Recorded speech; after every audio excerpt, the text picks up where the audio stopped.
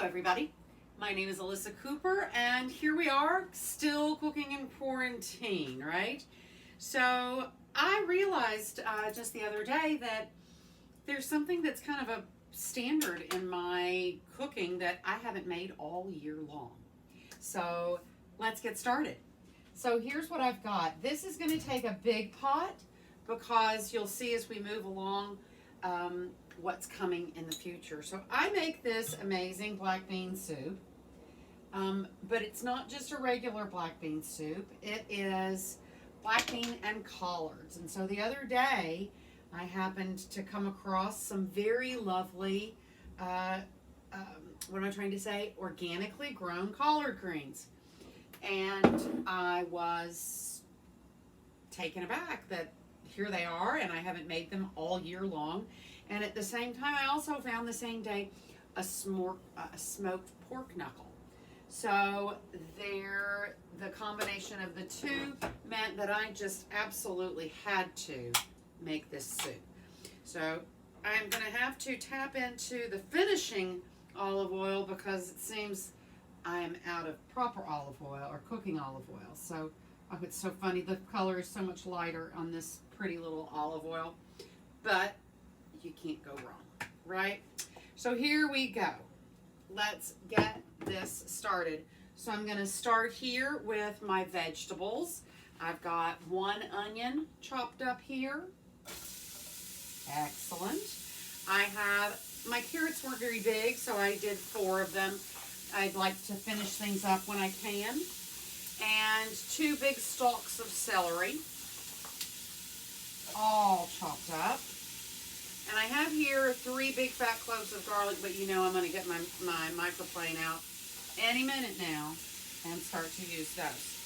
So I also have gotten out a big mess of herbs and spices over here, things that are in keeping with Tex-Mex flavors, right? Black beans, sausages, all this kind of stuff is sort of southern and southwestern, and that's kind of the theme I'm going with. So the first thing I'm going to do is put a nice palmful of crushed red pepper in. Let's see, that's probably a little more than I want. So just like a nice teaspoon, right? And get that all over. And then my next I'm going to do is a little cumin. And, you know, a little cumin can only be made better by a little more cumin, so then it's definitely a good teaspoon there. And I just happen to also have cumin seed, so why not? How often am I going to use cumin seed in this life? Unless I go out looking for things, so maybe about a half teaspoon there. Give that a good crush. Wherever cumin goes, so goes coriander. So I've got some good ground coriander, and I'm going to give that a little bit. Now I'm going to do a little less of the coriander than I would do of cumin, because coriander is very floral, and not everybody reacts the same way to floral stuff. It's why I don't use much fresh oregano, because it's so floral that sometimes it just gets out of control. I'm going to put a little dash of garlic powder in here because why not? And wherever you make a soup, you might want to put a bay leaf in. So let's grab a bay leaf or 2 and stick those in. There we go, a couple of bay leaves. Keep count of your bay leaves so that when it comes time, you pull them out. And so, like I said, you knew I was going to come looking for this little guy. Here we go. And now let's get these cloves of garlic swimming all in here nice. Oh, baby, baby, baby. Beautiful. You get that little end piece. That's got a little discoloration on it, so we'll just toss that away. And here I am. This is very exciting. So, yesterday I watched a documentary called Seaspiracy. Now, I knew that we have a lot of problems with people abusing, misusing the oceans, overfishing. I did not realize the brutality of it. I did not realize not only the brutality with which fishermen in commercial fisheries, I'm not shaking my finger at random weekend fishermen, but the brutality both to the sea creatures and the workers. Did you know that they still engaged in slavery on the open seas? I realize I'm very sheltered. Lived in New York City my whole life, but I'm still very sheltered because I find it amazing that people still behave in such brutal ways.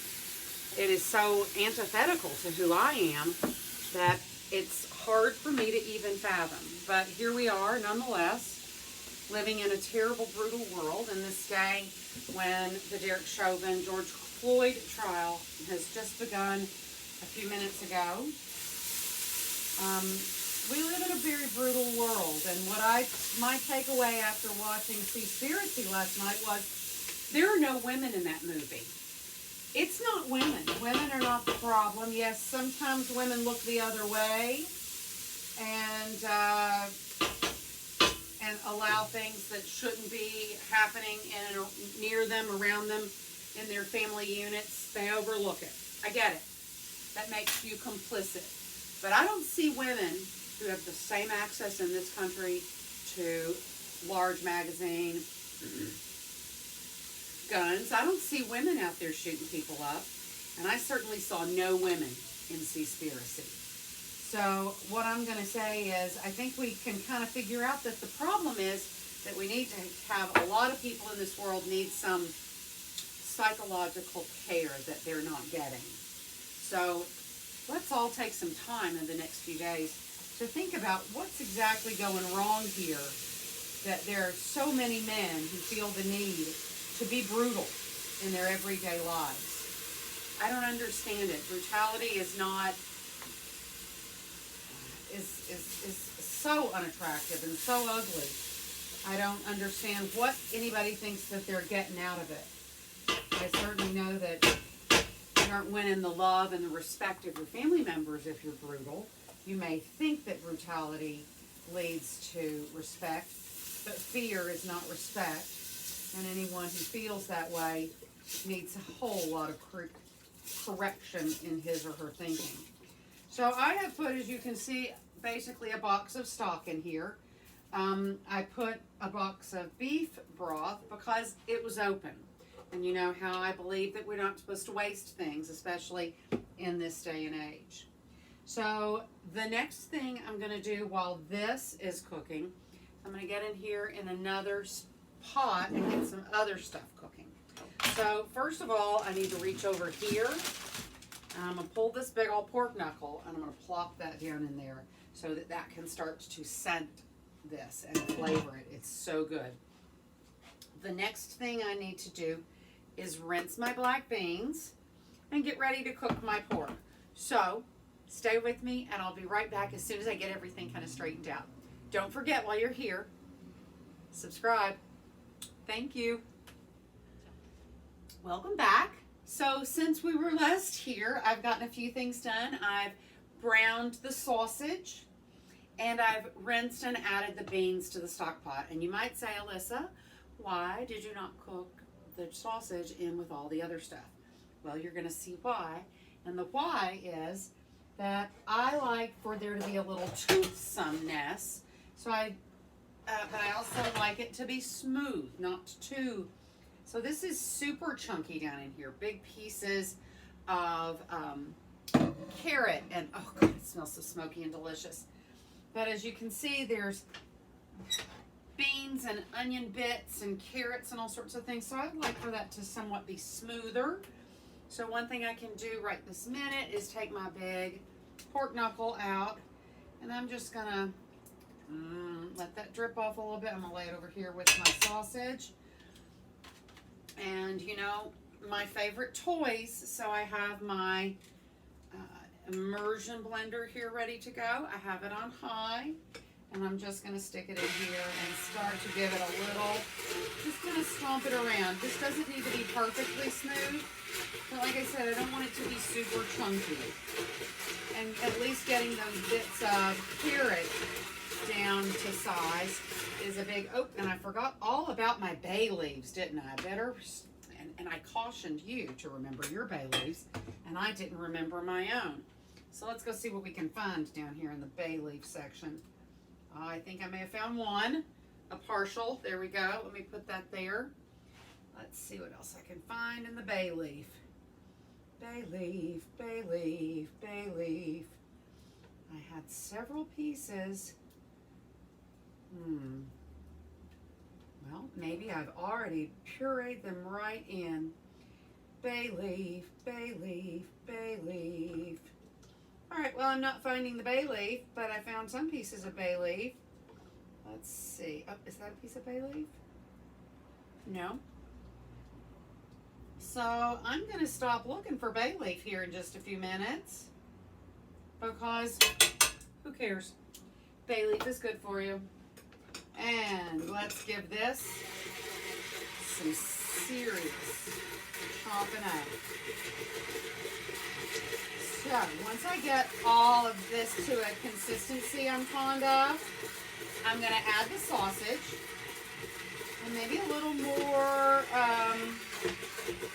stock to thin this out just a little bit, but probably not because I think this is looking great. All right, so this is a little chunky, but also a little smoother than it was before. So let's take a look and see what we've got here. So see, it's chunky, but it's not huge. And it's delicious. So now I remembered while I was in between takes that I'd forgotten to put salt in. So I put a little salt and a little black pepper. And I did salt the meat also, so maybe it doesn't need more salt, but it maybe could use a little more salt. That's delicious. Okay, so next step. What I'm going to do here is, I put plenty of heat in there. It's so good. So I'm going to put the pork knuckle back in because that just keeps adding more and more of that smoky flavor. Right? Then I'm gonna, let's see, is this still hot? A little bit. So let me take this, and then I'm gonna take this Italian sausage that I cooked, and I flavored it with all the same herbs and spices that I used in the veg. I'm just gonna push all of that right down in there. And I'm gonna try to get all of the fat and all the pan stickings, because you want to add that into, that's just nothing but flavor, right? Pardon my arm in such a strange way. Here we go. Now I'm going to lay this back down over here. And then get the meat mixed in here a little bit. Beautiful. Turn that pork knuckle over because it's got a little bit of sausage yumminess sticking to it. Beautiful. Now I'm going to turn the heat back on over here. I don't like that. I'm going to have to move this pan just because I like to be able to get my pan back on the oven a little bit, stovetop a little differently. Here we go. So now we're going to get this started. I'm going to need my top because the last step of this really is simple.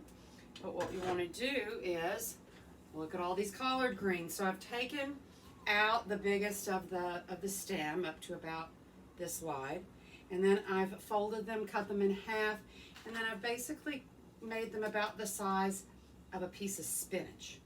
And I'm just going to take all of this and put it right in on here.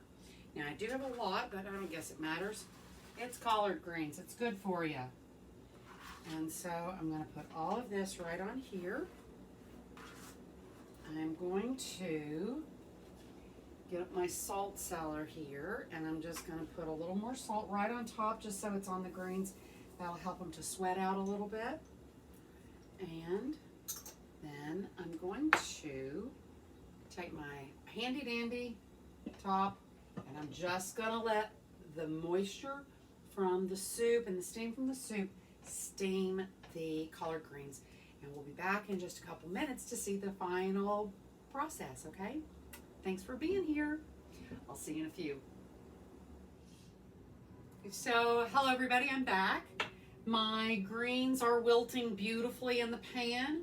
I've tidied up most everything, and so I'm just going to kind of talk about how I like to serve this. I know you guys know that probably by now that I'm a big fan of putting a little flavor on the top of your soups and stuff. So I've got a lime here and my zester, and I'm going to give a good little zip, zip, zip here. Here we go. Here we go. Fantastic. So I've gotten quite a bit of zest in here. And then I'm going to reach over here for a knife because I'm always forgetting the things that I need, having them near me. And we're going to juice this little lime. I've given it a good roll so it's nice and juicy. And I'm just going to give this a juice, mix it in with some sour cream, and then when I come back in just a little bit, we'll bowl up some of this good stuff. See you in a few. Hello everybody, and here's the final step. So everything is done. We've got our lightly pureed bean soup with the Italian sausage, all beautifully spiced with cumin and cardamom and paprika and crushed red pepper and salt and pepper and all kinds of great stuff. What else did I forget? A little cumin seed went in there and some garlic powder. And so now this is all warmed up and are all cooked down and ready to go. So here's how we're going to plate this. So I've got a nice deep bowl here, and I'm going to grab, because I didn't ever mix the greens down into the soup, I just let it wilt down onto the top of the soup. And these are beautifully soft and absolutely lovely. And then I'm just going to come over here and then take a nice scoop of the soup and put that over top of it. Delicious. And then, let's keep that warm for later on. And then, if you remember before, we made a little lime flavored crema. So, I'm going to drizzle some of that here onto the soup. If I had thought ahead, I would have put it into a nice squeeze bottle, which would have made it so much nicer. And then I made this quite spicy, but for friends who might like it a little spicier, might like a little something extra, here's some habanero sauce or some cayenne sauce and some jalapeno slices. You might want to do that. If I had a fresh jalapeno, which I don't, I'd probably have some of that out. But anyway, there you go. You might want to top that off with a little bit, if I had, but again, I don't have right now, but if I had a little of those crunchy tortilla strips, or maybe crunch up some tortilla on top. Anyway, here you go. There it is. It's absolutely delicious. If I had a spoon, I'd taste it with you, but you just need to make some for yourself. So thank you all for being here. Take care of yourselves. Fill your body up with sunlight and oxygen and exercise and delicious food. Take care of yourself and take care of others. I love you all. Thank you for being here. Don't forget to subscribe. Ciao.